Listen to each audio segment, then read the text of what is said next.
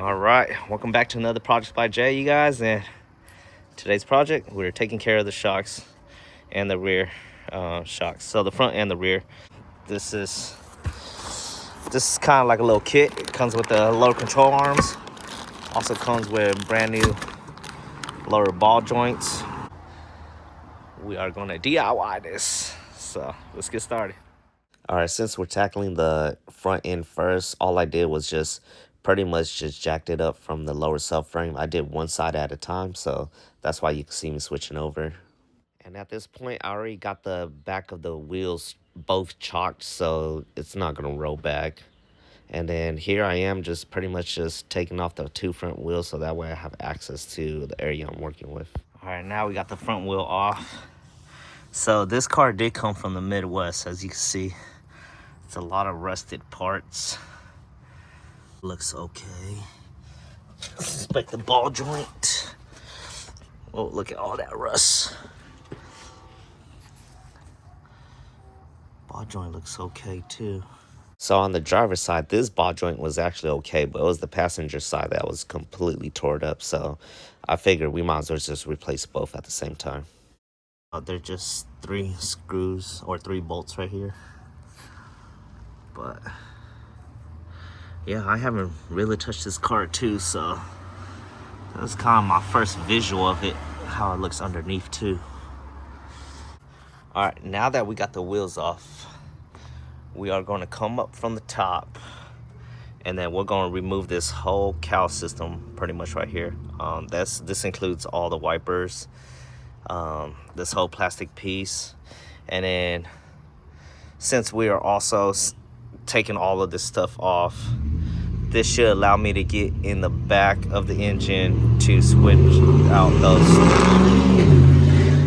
Okay, like I was saying before I got rudely cut off by that loud car. All right, I should have access to the rear 3 spark plugs. So I'm gonna go ahead and take that advantage and switch out the rear spark plugs too. All right, so first things first is you're gonna have to remove the wipers. So on the ends, there's just a little plastic end cap. You remove that, and then just grab a socket and a ratchet and then just undo it, and then it is going to be stuck on there, so you're going to have to pry on it a little bit. All right, once you're done prying and you're able to get it off, the plastic piece, you should be able to undo that pretty easily. So just go on both ends and then undo it, and you should be able to pull it off. So next, as you can see, that's access to our shocks right there, but we still have to move this whole tray right here.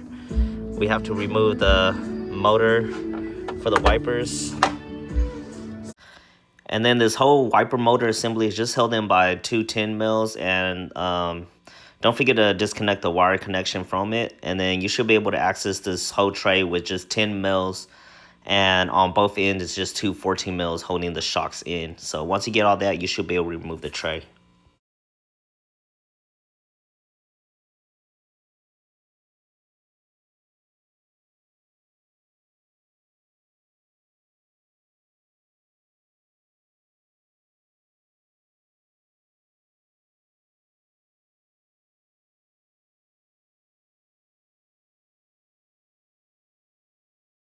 You have 2 14s right there, and then you have a 10 right there, 10 right there, 10 right there, 10, and another 10 right there, and then the 2 14s right here.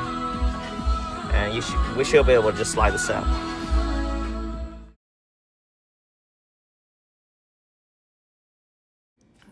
And so here I'm gonna go ahead and have my brother work on top and remove the intake and the intake manifold, so that way I'll be able to access the rear spark plugs to switch those out. Meanwhile, he's doing that, I'm gonna be working on the driver's side wheel, and basically I'm gonna be replacing the outer tie rod, the end links for the sway bar, and then anything else that's attached to this shock strut combo, so that way I could go ahead and replace it with the new ones. And here I'm just inspecting.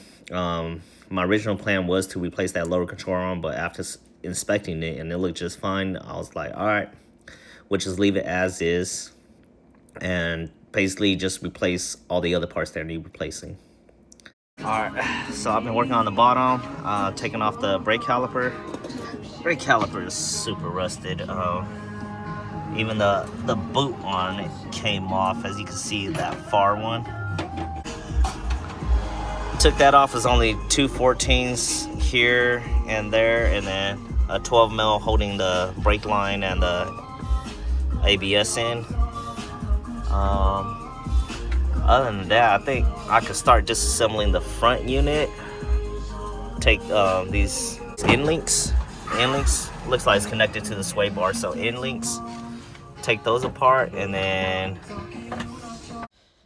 for this axle nut, you're actually going to need basically a 12.30 millimeter socket. And so I had to go out to O'Reilly's and basically grab this socket. It ended up costing me around $24 after tax and stuff. But yeah, you need that specific 12-point socket just to remove this. So it's cheaper if you go off of Amazon and get it, but at the time I didn't know, and I was just trying to get it done that same day, so that's why I had to go and in the store and buy right then and there.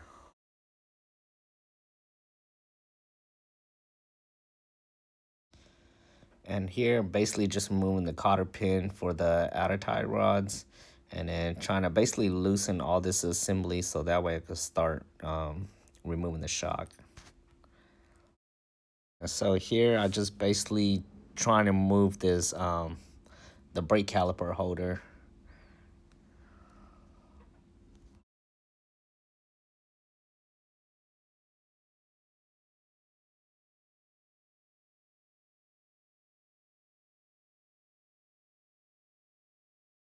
Alright, got the brake caliper off, got the brake rotors off.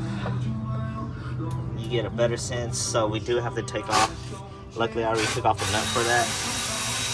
We do have to undo that to get access to the lower ball joint, but at the same time we should be able to do this and replace the front strut. Alright, so I finally started loosening the two bolts that hold the shock in, and then with the end links I had to actually use a vice grip side to hold it back while I undo the bolt, because it just kept on spinning.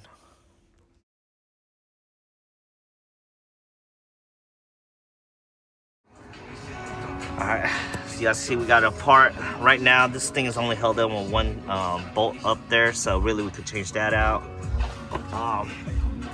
This end link has a lot of play. As you can see, I could move it easily, so we're going to go ahead and switch that out too. And then the ball joint right here, this one actually still looks good, but since I'm switching out the other side, I might as well switch this side out. So the cotter pin, we just got to take out that cotter pin.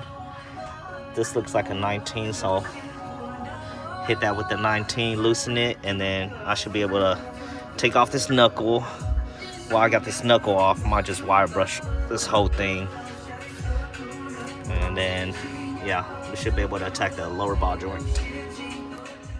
Alright, this lower ball joint is really in there, and it also didn't help that the gravity was kind of pulling on it, but I was able to get it off. And then I think every lower ball joint should be like this, where you just screw it in, and then replacing it is just, you know, unbolting and bolting it back on. This was by far one of the easier ball joint jobs I had to do. So I'm trying to remove this end link, and it just was not cooperating. Plus it didn't help the fact that basically the nut was facing the other way, so it kind of made it a little difficult to be able to try to hold it in. So what my brother ended up doing is just taking a grinder to it and just basically grinding it off. All right, installing the end links. Had to take out the disc cutter and use it to cut, because I just didn't really have access from the back to loosen that bolt. So we got it off, installing a new one. Just got to torque down the lower ball joints, and then new shocks is going in. We did take a wire brush and kind of did the best we can to get the rust off of these. So there's that. That's the old one. New one's over there, about to go in. Then we'll be done with the driver's side, and then onto the passenger. And then once we're done with that, we'll come off and finish off switching up the spark plugs. So you do have to remove the intake manifold. When my brother was doing it, it was easier for him just to take off the throttle body, because there's just a lot of stuff connected to it. So got those disconnected. Now we have access to the back, which is where the location of the spark plugs are. These are the coil packs on the back. Yep. All right, and then here I'm just going back and basically torquing these down, making sure they're nice and tight, and then basically reassembling and putting all the new parts in now.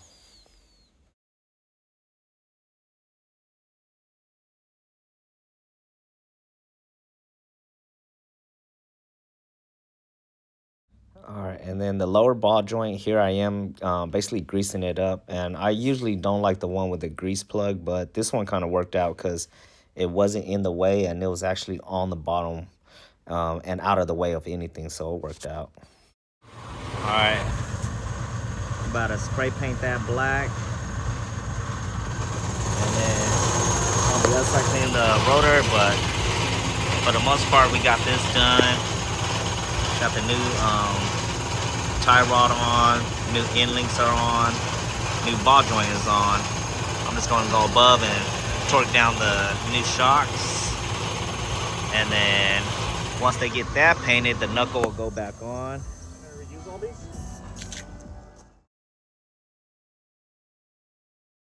And so this is just basically me putting everything back in the reverse order.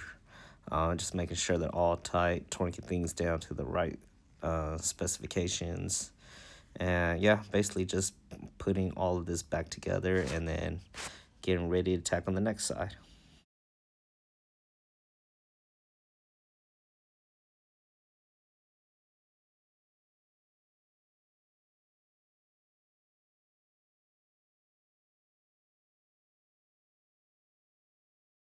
And here we go. We're trying to get the last 3 spark plug swapped out.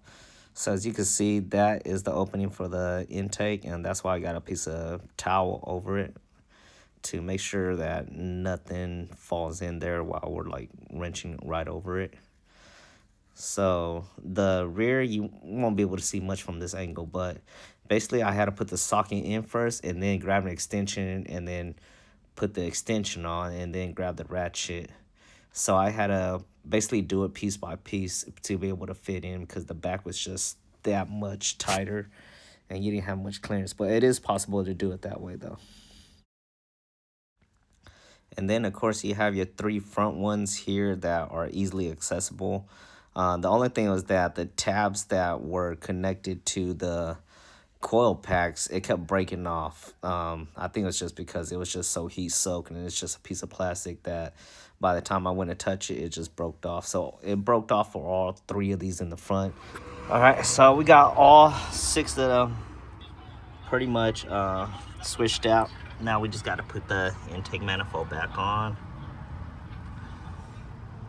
So the back over here, I didn't really have much room, so I had to feed the socket in first and then the extension and then the ratchet itself, and then when I took it back apart I had to do that same thing again just because the back didn't have much room. But it is possible to get it done like this.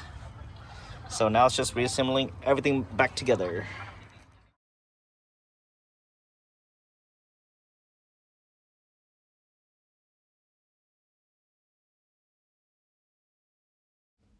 So it's so weird that the morning when we started this, it was super foggy.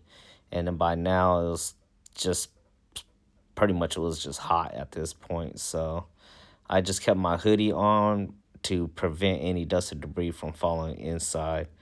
So that's why I just kept wearing what I was wearing that morning of, even though it definitely started to get warm.